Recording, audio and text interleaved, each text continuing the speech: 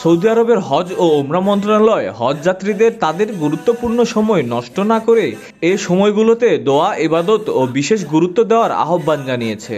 মন্ত্রণালয় বলেছে, গুরুত্বপূর্ণ সময়গুলো ছবি তুলে এবং অনর্থক কথা ও কাজে নষ্ট করবেন না।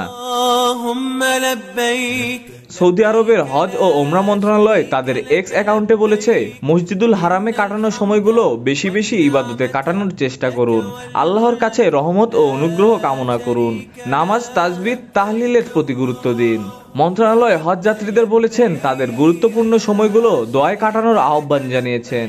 ফটোগ্রাফি, ভিডিওগ্রাফি, অন্যান্য অনর্থক কাজে সময় নষ্ট না করার আহ্বান জানিয়েছে সৌদি হজ মন্ত্রণালয়।